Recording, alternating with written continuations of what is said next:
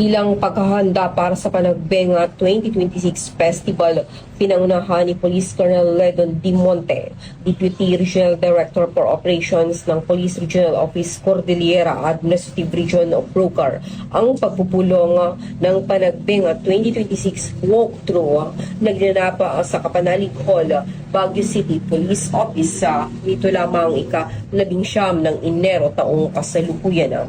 Ang pagpupulong ay dinaluhan ni Police Colonel Arnold D. Rezote, Chief ng Regional Operations Division ng Procar, at si Police Colonel Roel D. Tagal, City Director ng Baguio City Police Office, kasama ang mga miyembro ng Command Group ng Baguio CPO. Kani-kanilang mga kawani at tauhan at mga kinatawan mula sa mga kasosyong ahensya at mga grupo ng voluntaryo.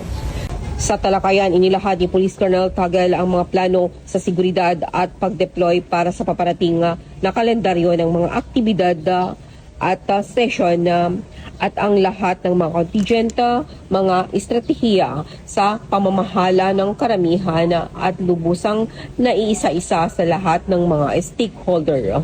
Katapos ng pagpupulong, sina Police Colonel Monte at Police Colonel Tagal ay kinapanayam ng media correspondent ng UNTV kung saan itinampok nila ang mga paghahanda sa seguridad ng Philippine National Police o PNP para sa Panagbenga 2026 at mga kaligtasan ng publiko, at hinimok ang publiko na manatiling mapagmatsyag at sundin ang mga protocol sa kaligtasan para sa isang ligtas at kaaya-ayang pagdiriwang.